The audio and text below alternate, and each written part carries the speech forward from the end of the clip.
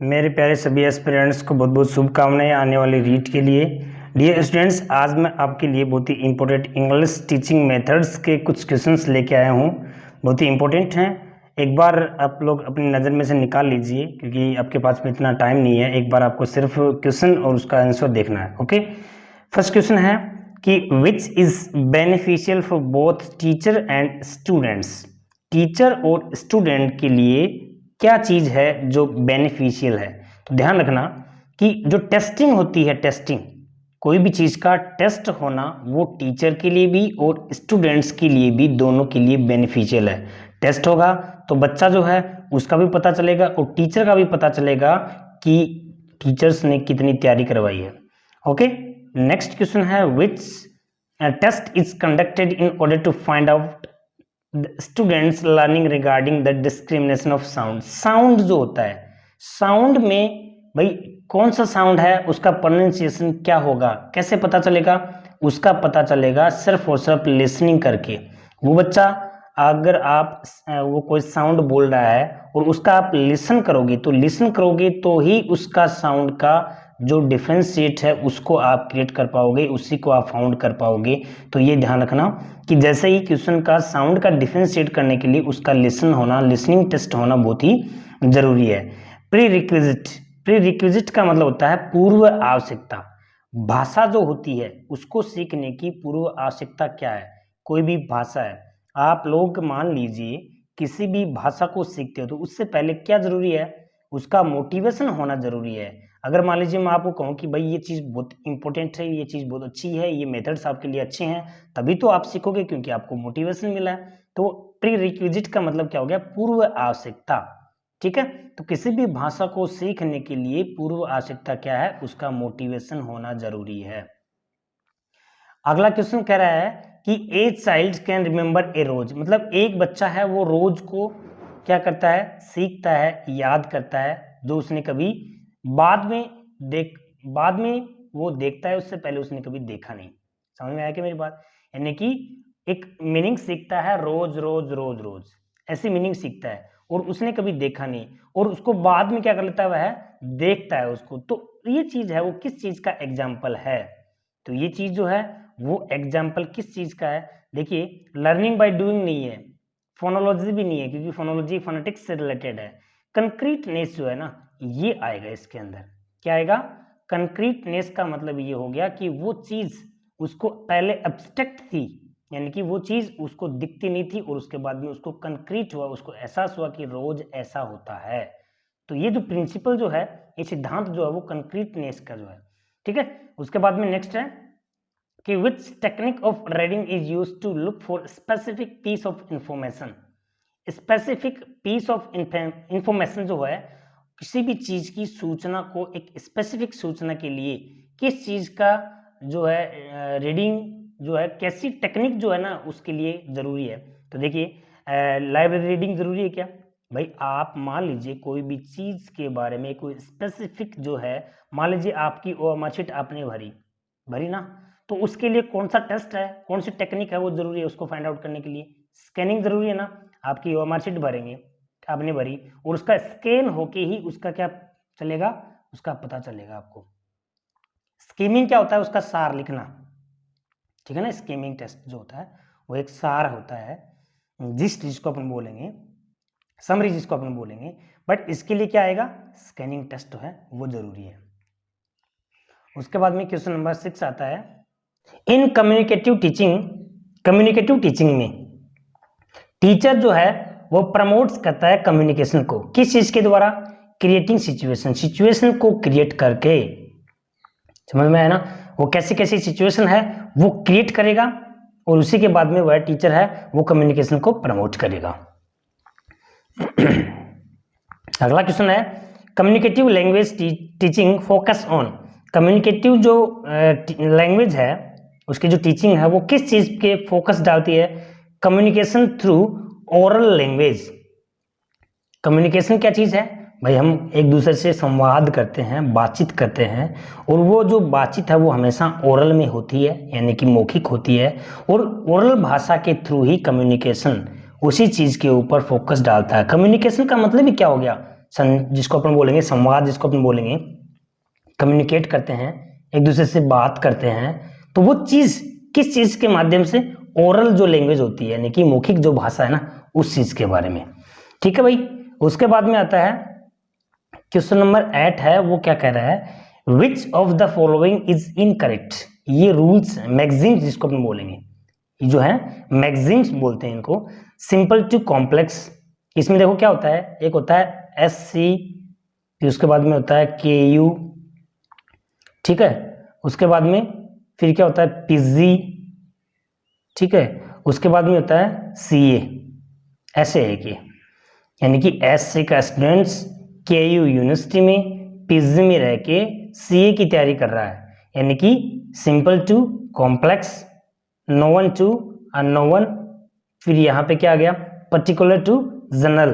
तो यहाँ पे पर्टिकुलर टू जनरल ये वाला नहीं है, इसमें जनरल टू पर्टिकुलर हो गया, और CA का मतलब कंक्रीट टू अब्स्ट्रैक्ट। ये ध्यान रखना, ये जो सूत्र है ये याद कर लो आप, ये जो मैक्सिम्स है इन मैक्सिम्स के लिए कि यहाँ पे SC का स्टूडेंट्स KU यूनिवर्सिटी में PG में रह के CA की तैयारी कर रहा है, इस तरह से। ओके, तो इसका आंसर C हो जाएगा। विच इज लुक एंड से मेथड ऑफ रीडिंग, देखो और बोलो, ये कौन सा है मेथड है रीडिंग का, ये मेथड कौन सा है, यहाँ पे वर्ड मेथड, यानी कि शब्दों को देख के ही तो बोलना पड़ेगा आपको, इसलिए वर्ड मेथड हो जाएगा ये। क्वेश्चन नंबर 10 आता है, the material should be according to the child's mental age, यानी कि ऐसा मटेरियल जो बच्चे की मेंटल एबिलिटी, उसकी ग्रेड, उसके लेवल, उसके अनुसार एक ऐसा कौन सा स्टेटमेंट है जो उसमें इन्वॉल्व होता है। तो यहाँ पे देखिए सिलेक्शन और ग्रेडेशन, बच्चे का सिलेक्शन करेंगे फिर उसका ग्रेड बनाएंगे, इसलिए ये वाला जो है प्रिंसिपल जो है वो ज़्यादा ही इम्पोर्टेंट है, वो ये वाला प्रिंसिपल जो है ना वो लागू होगा, वो इन्वॉल्व होगा इसमें। कौन सा, सिलेक्शन एंड ग्रेडेशन वाला। डायरेक्ट मेथड की जो यूनिट है वो क्या है, ये तो काफी बार पूछा हुआ है, सेंटेंस है, ये ध्यान रखना। ठीक है, उसके बाद में क्वेश्चन नंबर 12 आता है कि विच of the following is not the function of the teaching learning material. Teaching learning जो मटेरियल है उसका फंक्शन जो है, देखो बहुत इंपॉर्टेंट क्वेश्चन है, टीचिंग लर्निंग मटेरियल जो है उसका फंक्शन नहीं है, नोट नहीं है। देखो अब इसमें से अपन 1 to 1 देखते हैं, ये आपको थोड़ा सा समझना है। To make the learning realistic and practical, तो देखो ये चीजें तो जरूरी है भाई, रियलिस्टिक और प्रैक्टिकल होना जरूरी है किसी भी भाषा में, तो इसका मतलब तो ये तो सही है। To impart a positive attitude, impart का मतलब देना, बच्चे का पॉजिटिव एटीट्यूड है ना लर्निंग में वो देना बहुत जरूरी होता है, ये भी सही है। To make the teaching learning process stress free, ये भी सही है भाई, शिक्षा ऐसी होनी चाहिए जो स्ट्रेस फ्री हो, ठीक है ना, इंटरेस्टिंग हो, फ्री ऑफ मतलब बोरिंग वाली नहीं हो, ठीक है, तो ये चीजें भी सही है। इसका मतलब तीनों तो सही है।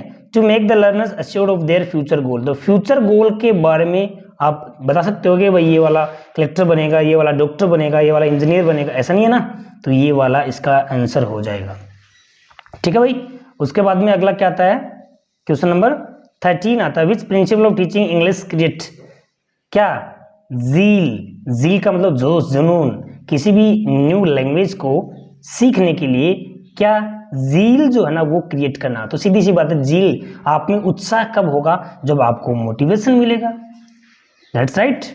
Next, the main responsibility of a language teacher as a facilitator is, जो टीचर होता है उसकी जो रिस्पॉन्सिबिलिटी होती है, मेन रिस्पॉन्सिबिलिटी होती है लैंग्वेज की, वो क्या है, वो क्या है, ये है कि to create a number of opportunity for the learners to use the language meaningfully, किसी भी लैंग्वेज को सिखाने के लिए वो अलग अलग अपॉर्चुनिटी जो है ना वो क्रिएट करेगा, किसी भी बच्चे को सिखाने के लिए, ये उसकी मेन रिस्पॉन्सिबिलिटी होती है। आप जब शिक्षक बन जाओगे तो बच्चे को सिखाने के लिए, लर्नर को मतलब लर्नर कौन है, बच्चा, बच्चे को सिखाने के लिए आप अलग अलग तरीके से आप लोग जो भी है फंडा अपनाओगे ना, वही क्या है आपकी रिस्पॉन्सिबिलिटी है। तो इसका आंसर क्या हो जाएगा, ये हो जाएगा।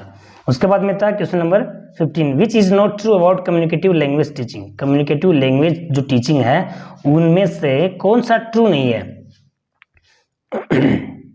देखो उसमें से ये है कि authority universal accepted model of communicative language teaching, ये भी राइट है।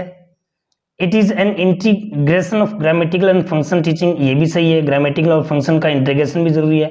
The goal of communicative language teaching is to develop linguistic नहीं है इसमें, कम्युनिकेटिव में क्या नहीं है, लिंग्विस्टिक नहीं है, तो इसमें क्या आ जाएगा, इसका आंसर सी आ जाएगा, ये आपको ध्यान रखना है। ठीक है भाई, ग्रामेटिकल सोशलिस्टिक तो है ही, बट यहाँ पे लिंग्विस्टिक नहीं है। लिंग्विस्टिक का मतलब होता है फोनेटिक्स से, कम्युनिकेशन में फोनेटिक्स का इतना ज्यादा रोल नहीं होता है। उसके बाद में the main purpose of assessment, assessment का मेन पर्पज क्या होता है बताओ, हमेशा ध्यान रखो। असेसमेंट का मतलब क्या हो गया, कोई भी चीज का टेस्ट, बच्चों का आप लोग टेस्ट लेते हो, वीकली टेस्ट हो गया, ठीक है ना, साप्ताहिक हो गया, मंथली हो गया, ठीक है, हाफ ईयरली हो गया, तो ये असेसमेंट बोलेंगे इनको। तो ये असेसमेंट होता है, इनका मेन पर्पज क्या होता है, जो बच्चे ने, लर्नर ने जो भी अचीवमेंट किया ना, उसका मेजर करना, उसका माप करना, उसका मतलब ये पता लगाना कि बच्चे ने क्या अचीवमेंट किया है, ये ध्यान रखना। Remedial teaching is a part of, remedial teaching जो है वो किस चीज का पार्ट है, वो एक फॉर्मेटिव असेसमेंट का है, ये ध्यान रखना है। तो क्लास टेस्ट भी होता है लेकिन सुमेटिव असेसमेंट नहीं होता, तो इसलिए है तो दोनों, बट इसमें सुमेटिव असेसमेंट जो है ना वो नहीं है, इसलिए इसका जो मेन जो है वो क्या होगा, फॉर्मेटिव असेसमेंट। ओके, नेक्स्ट है according to national curriculum frame 2005 which one of the following is not an objective for language teaching learning. जो लैंग्वेज टीचिंग लर्निंग है उसका जो टीचिंग लर्निंग जो है ना उसका ऑब्जेक्टिव, ऑब्जेक्टिव का मतलब उद्देश्य नहीं है, तो नहीं है का मतलब क्या हो गया, हिस्ट्री ऑफ लैंग्वेज, किसी भी भाषा की हिस्ट्री जो जानना है ना वो उसका ऑब्जेक्टिव नहीं होता है, ठीक है ना। एफर्टलेस एक्सप्रेशन भी है, ability to read with comprehension भी होता है, अंडरस्टैंड व्हाट वन हियर्स, जो सुनता है उसको अंडरस्टैंड करना, ये सब है, बट उसकी हिस्ट्री को जानना वो क्या नहीं है, उसका ऑब्जेक्टिव नहीं है। ओके, उसके बाद में question number 19, in communicative language teaching which of the following is correct. Communicative language teaching में कौन सा है वो करेक्ट है, तो हमेशा ध्यान रखो कम्युनिकेशन जो होता है ना उसके अंदर फ्लुएंसी जो है, कौन सी फ्लुएंसी जो है ना वो जरूरी है। Expression, whenever you want to talk someone then your fluency and expression must. Okay, यहाँ पे किसी भी चीज में फ्लुएंसी और एक्सप्रेशन जो है ना वो मस्ट है, इसलिए ये ध्यान रखना, ये वाला क्या है, दैट्स राइट। प्रेडिक्शन, प्रेडिक्शन क्या होता है भाई, आप किसी भी चीज के बारे में प्रेडिक्ट करते हो, किसी भी चीज के बारे में क्या करते हो, प्रेडिक्ट करते हो, अनुमान लगाते हो, ठीक है ना। तो उसका जो है वो सब स्किल, किस चीज की सब स्किल है, वो रीडिंग की है, रीडिंग लगा के आप उस चीज का क्या कर सकते हो, प्रेडिक्ट कर सकते हो उसको। उसके बाद में आता है which method is known, Berlitz method. Berlitz जो मेथड है वो कौन सा, डायरेक्ट मेथड का दूसरा नाम है, कई बार अगर मान लीजिए पूछ भी ले तो आपको ध्यान रखना है, डायरेक्ट मेथड का दूसरा नाम क्या है, बर्लिड्स मेथड है, ठीक है। 22 का देखिए, which of the following principle are focused in teaching language sound. कौन सा प्रिंसिपल है जो क्या करता है, यहाँ पे लैंग्वेज साउंड, साउंड पे, साउंड का नाम आते ही आपको कहाँ पे जाना है, फोनेटिक्स पे जाना है, फोनेटिक्स का मतलब फोनोलॉजी, इसका आंसर क्या हो जाएगा, डी हो जाएगा, प्रिंसिपल ऑफ फोनोलॉजी। ठीक है भाई, समझ आ रहा है। नेक्स्ट देखिए question number 23, what is a focus of CLT activity. CLT communicative language teaching, इसका जो फोकस जो है वो कौन सी एक्टिविटी है, किसका फोकस है, यहाँ पे देखिए, यहाँ पे है इसका answer a personalise syllable based on the needs of the students. Personalise syllabus जो होता है उसकी स्टूडेंट्स की, उसकी आवश्यकता के ऊपर, और सिलेबस को पर्सनलाइज करना, ये क्या है उसकी एक्टिविटी का, CLT का मेन फोकस है। A learning a new language, in learning a new language, तो किसी भी चीज नई लैंग्वेज को सीखना, इसका मतलब ये है कि knowledge of mother tongue is helpful. कोई भी चीज का नॉलेज है मदर टंग का वो जरूरी होता है, क्योंकि मदर टंग के साथ में ही हम क्या कर पाएंगे, उस जो लैंग्वेज है, नई लैंग्वेज है, मदर टंग के साथ में उसको उसके साथ में सिमिलर करके, बाइलिंगुअल करके उसको अपन क्या कर पाएंगे, उसको नई लैंग्वेज को सीख पाएंगे। तो इसका मतलब क्या हो गया, ये वाला हेल्पफुल है, मदर टंग है वो, ठीक है। उसके बाद में क्वेश्चन नंबर आता है 25 में क्या कह रहा है कि test can be scored quickly and consistently. कोई भी ऐसा टेस्ट बताओ, आप भी बता दो कि ऐसा जो टेस्ट है जो क्विकली और कंसिस्टेंटली होता है, यानी कि बहुत जल्दी से जो स्कोर है उसको आप लोग उसको टेस्ट कर सकते हो, ऐसा कौन सा है। तो ध्यान रखो, ऑब्जेक्टिव होता है ना, ऑब्जेक्टिव जैसा कि आप लोग ABCD वाला जो ऑब्जेक्टिव है ना, ठीक है, ये इसका कंसिस्टेंटली और क्विकली हो जाएगा इसका, यानी कि आपने आंसर दिया फटाक से और इसका स्कैनिंग करके इसका रिजल्ट निकाल दिया, तो ये वाला आपका क्या हो गया, ये वाला टेस्ट जो है ना वो बहुत अच्छा टेस्ट है ये, ठीक है ना, स्कोर्ड क्विकली एंड कंसिस्टेंटली, यानी कि कंटिन्यूसली इसको हम बोलेंगे। उसके बाद में आता है रेमेडिकल टीचिंग जो होता है। रेमेडिकल टीचिंग क्या होता है आपको पता है? रेमेडिकल टीचिंग जो होता है, आप जैसे कि टीचर बन जाओगे और उसके बाद में आप बच्चों का रेमेडी करोगे, यानी कि डायग्नोस करोगे उनका, जो बच्चे कमजोर रह गए उनका पता लगाओगे कि भाई कमजोर क्यों हुआ है, फिर उसको क्या ट्रीटमेंट देना है, यानी कि कैसी टीचिंग देनी है, ये ध्यान रखना। रेमेडिकल टीचिंग ये होती है। ओके भैया, नेक्स्ट क्या रहा है कि रेमेडिकल टीचिंग इज गिवन, किसको दे रहा है कि whenever it is needed in the teaching learning programme, जब भी जरूरत हो तभी आपको क्या देना है। स्कूलों में, गवर्नमेंट स्कूलों में है ना, स्पेशली मतलब गवर्नमेंट क्या चला रखी है कि भाई रेमेडिकल टीचिंग होनी चाहिए हर 15 दिन से, हर महीने में, या फिर जैसे कि सप्ताह स्टार्ट होता है उसी के स्टार्टिंग में ही ये रेमेडिकल टीचिंग होती है। ठीक है ना, उपचारात्मक शिक्षण जिसको अपन बोलेंगे। तो यहाँ पे in the beginning of the lesson ये भी नहीं है, ओकेजन स्पेसिफिक ओकेजन भी नहीं है, एट द सेशन के एंड में भी नहीं है। मतलब जब भी व्हेनेवर इट इज नीडेड, जब भी जरूरत हो, टीचिंग लर्निंग प्रोग्राम जब भी आप कर रहे हो, जब भी जरूरत हो तभी उसको क्या दीजिए, डायग्नोस कीजिए, उसका ट्रीटमेंट कीजिए, उसको रेमेडिकल टीचिंग दीजिए। ओके, 27 में है a teacher ask the students to assess their classmate during a debate in the class, मतलब क्लासरूम में डिबेट के दौरान, और क्लासमेट जो है उसके असेस का मतलब उसका टेस्ट करेगा। वह बच्चे आपस में बैठे हैं और बैठ के वो टेस्ट करेगा, तो वो जो मेथड है ना असेसमेंट का, वो क्या कहलाता है, तो ये ध्यान रखना, पीयर का मतलब ग्रुप, ठीक है ना, पीयर का मतलब आपस में ग्रुपिंग के रूप में, पीयर का मतलब क्या हो गया जो है, ग्रुप का मतलब तो देखो ग्रुप असेसमेंट ये हो गया, बट यहाँ पे पीयर का मतलब क्या हो गया, अपने जो दोस्त है ना उनके आपस में जो बैठे हैं, एक तो सारे सारे बैठे हैं जो आपस में दोनों बातें कर रहे हैं, उसको पीयरिंग बोलेंगे। उसको समझ गए ना मेरी बात? ग्रुप का मतलब तो सारे एक साथ, तो एक साथ नहीं, आपस में, जैसे कि एक आदमी यहाँ बैठा है और एक आदमी यहाँ बैठा है, दोनों आपस में क्या कर रहे हैं, डिस्कस कर रहे हैं, ये इससे पूछ रहा है, ये इससे पूछ रहा है, तो ये वाला होगा पीयरिंग ग्रुप हो गया। ठीक है ना, तो पीयर असेसमेंट को क्या बोलेंगे, इस मेथड को पीयरिंग असेसमेंट बोलेंगे। Communicative competence test take into account, communicative जो है वो जो कॉम्पिटेंट टेस्ट जो है वो किस चीज पे ध्यान ज्यादा देता है, तो देखिए ग्रामेटिकल एक्यूरेसी भी जरूरी है, ठीक है, सिचुएशनल अप्रोप्रिएट जो ये भी जरूरी है, फ्लुएंसी भी जरूरी है। इसका मतलब इसमें क्या है, इसका आंसर क्या हो जाएगा, डी, समझ रहे ना, communicative competence test take into account, इसका आंसर हो जाएगा सारे के सारे हैं ऑल ऑफ दीज।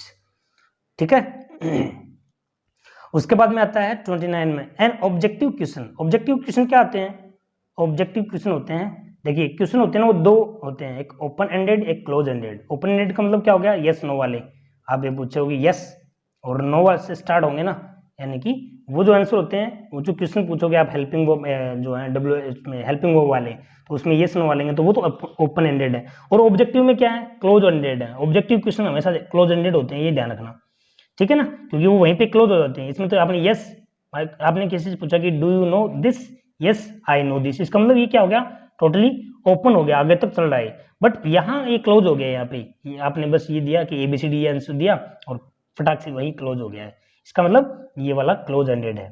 ठीक है भाई, कम्युनिकेटिव अप्रोच जो है फोकस ऑन, कम्युनिकेटिव अप्रोच है वो किस चीज पे फोकस डालती है, कम्युनिकेटिव जो है, ध्यान रखो, देखो कम्युनिकेशन में क्या होता है, कम्युनिकेट जब भी आप करते हो तो वो क्या करेगा, कोई ना कोई मैसेज देगा, कोई ना कोई मीनिंग देगा, कोई ना कोई कुछ ना कुछ आपको नॉलेज इंपार्ट करेगा। इट मीन्स वह मैसेजिंग जो है फोकस उस पर डालता है, मैसेज पे।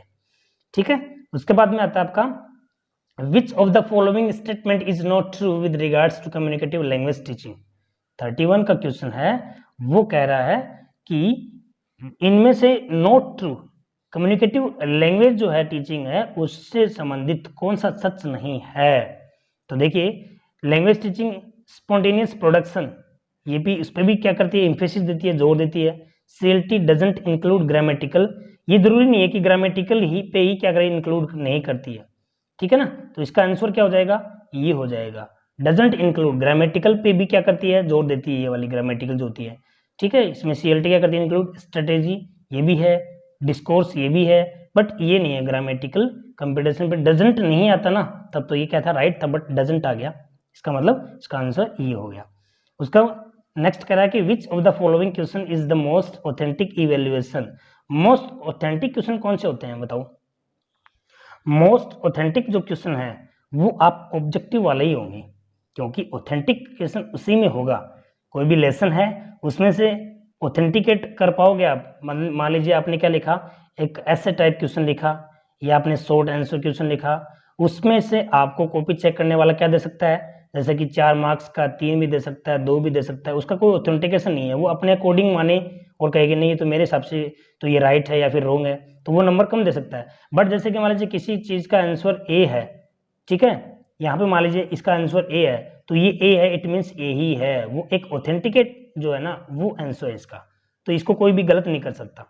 इस वजह से ये क्या हुआ, ऑथेंटिकेशन जो इवेल्युएशन होता है, ऑथेंटिकेट जो मूल्यांकन होता है वो इसी में है, ये ध्यान रखना। Okay, the most important purpose of formative assessment, formative assessment का पर्पज क्या है, फॉर्मेटिव असेसमेंट का पर्पज ये है कि to provide qualitative feedback on students learning, students की जो लर्निंग है उसके ऊपर क्वालिटी भरा फीडबैक देना, ठीक है ना, फीडबैक होना जरूरी है कि भाई ऐसा क्या है, बच्चे ने क्या सीखा है, तो ये वाला फीडबैक जो है वो जरूरी है। ओके, उसके बाद में अगला 34 का क्वेश्चन कह रहा है कि विच of the following is not a characteristic of a slow learner, slow जो लर्नर होता है उसकी विशेषता कौन सी नहीं है। स्लो लर्नर का मतलब जो दिमाग जो है उसका बेचारे का स्लो है, वो धीरे सीखता है, तो इसका जो आपका आंसर है वो क्या है, लिमिटेड वोकेबलरी, ठीक है ना, लिमिटेड वोकेबलरी है, ये भी है, ठीक है ना, शॉर्ट अटेंशन, भाई थोड़ा सा ध्यान देता है वो भी, ये भी सही है, लिमिटेड रेंज ऑफ इंटरेस्ट, उसका इंटरेस्ट भी कम है, ये भी ठीक है, बट अब्स्ट्रैक्ट थिंकिंग नहीं है, जिसको अपने बोलते हैं ना अब्स्ट्रैक्ट का मतलब जो ऐसी थिंकिंग जो बच्चा अपने आप मन से क्रिएट करेगी, यार ये चीज ऐसे भी हो सकता है, तो वो वाली थिंकिंग उस बच्चे में नहीं, क्योंकि वो स्लो लर्नर है, इसलिए क्या आएगा इसका आंसर, ये हो जाएगा। Which of the following is not a function of the remedial teaching, remedial teaching वही बात आ गई, रेमेडिकल टीचिंग अपनी क्या हुई भाई, रेमेडिकल टीचिंग जो है वो जो है उसका फंक्शन कौन सा है, यानी कि उपचारात्मक शिक्षण जो होता है बच्चे का अपन कराएंगे कि भाई बच्चा सीख रहा है नहीं सीख रहा है, क्यों नहीं सीख रहा है, उसके ऊपर उपचार करना उसका, ठीक है, उसका ट्रीटमेंट करना, उसका डायग्नोस करना, मतलब तो ये चीज जो है ना इसमें से कौन सा नहीं है, तो इसको ये देखो सारे के सारे आप क्वेश्चन जब भी आप आंसर करो तो उसको क्वेश्चन को ऑप्शन को निकाल के करना है। टू मॉडिफाई लर्निंग स्किल, ठीक है, ये भी सही है। तो अवॉइड द डिफिकल्टी एरिया, तो ये वाला तो मेरे को नहीं लग रहा, क्योंकि डिफिकल्टी तो है उसको अपन अवॉइड करेंगे, परेशानियों को दूर करेंगे, टालेंगे, मतलब दूर करना नहीं टालेंगे, तो ये वाला तो नहीं लग रहा, इसका मतलब यही है इसका आंसर। भाई कभी भी आप हम किसी चीज को सिखाएंगे और जो चीज उसको डिफिकल्ट लग रही है तो उसको अवॉइड थोड़ा ना करोगे, आप उसको कोशिश करोगे कि भाई ये दूसरे रास्ते से सिखाए, तीसरे रास्ते से सिखाए, कैसे भी करके सरल से सरल तरीका अपनाए और फिर उसको सिखाए, ठीक है। क्वेश्चन नंबर 36 में क्या आ रहा है, the role of teacher in communicative language, आप जब भी कम्युनिकेट करते हो लैंग्वेज की, जब भी आप कम्युनिकेशन करते हो तो टीचर का रोल होता है हमेशा कि वो फैसिलिटेटर बनेगा, यानी कि आपको फैसिलिटी प्रोवाइड कराएगा कि इस लैंग्वेज को इस तरह से पढ़े, ठीक है ना बेटा। इसके बाद में नेक्स्ट आता है the prerequisite of remedial is to know, prerequisite का मतलब मैंने क्या बताया, पूर्व आवश्यकता, उपचार की जो पूर्व आवश्यकता है वो क्या है, डिफिकल्टी एरिया ऑफ लर्नर, इसके ऊपर भी मतलब आपको क्या करना है, पूर्व उपचार करना है। वीकनेस होता है एक बच्चे की, उसको भी आपको क्या करना है, दूर करना है, ठीक है।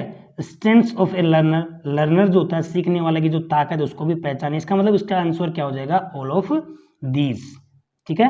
वापस देखो इसको क्या कर रहा है कि प्री रिक्विजिट, यानी कि किसी भी जो रेमेडिकल टीचिंग जो है, रेमेडिकल जो है डायग्नोज जो है उपचारात्मक शिक्षण जो होता है ना, उसकी पूर्व आवश्यकता क्या है भाई, उसकी जो प्रॉब्लम है उसको जानना, वीकनेस को जानना, उसकी ताकत को जानना, इस वजह से सारे के सारे इसमें ऑल ऑफ दीज आ जाएंगे, ठीक है। उसके बाद में आता है PPT is a method of, PPT क्या होता है जानते हो, पीपीटी होता है पेन पेपर टेस्ट, ये इस बार जो है ना, यानी कि पिछला जो कोरोना काल जो चला था जिसके बाद में लेट जो स्कूलें लगी थी उसमें सभी स्कूलों में रिजल्ट जब तैयार किया गया था तो वो पीपीटी टेस्ट हुआ था, यानी कि 30 मार्क्स का पीपीटी टेस्ट हुआ था बच्चों का, पेन पेपर टेस्ट। तो वो एक प्रकार का कौन सा मेथड है, तो वो हमेशा ट्रेडिशनल मेथड है। पहले हम भी जब पढ़ते थे तो पेन हमेशा लाता कि नहीं बच्चा, ठीक है ना, पेपर हमेशा यानी कि बुक्स वगैरह है, नोटबुक वगैरह है, वो सारी चीज़ों को संभाल के रखता है नहीं रखता है, तो ये एक टेस्ट होता है, उसको अपन बोलेंगे ट्रेडिशनल इवेल्युएशन। ट्रेडिशनल का मतलब परंपरागत मूल्यांकन, जो परंपरा चलती आ रही है उस मूल्यांकन की वो बोलेंगे। ओके गाइस, इस तरह से मैंने आपके लिए इंपॉर्टेंट 38 टीचिंग जो मेथड्स हैं वो आपके लिए लेके आया हूँ और आई होप कि आपका इनमें से ही आए और all the best for your exam. Thanks for watching my video. Thank you again.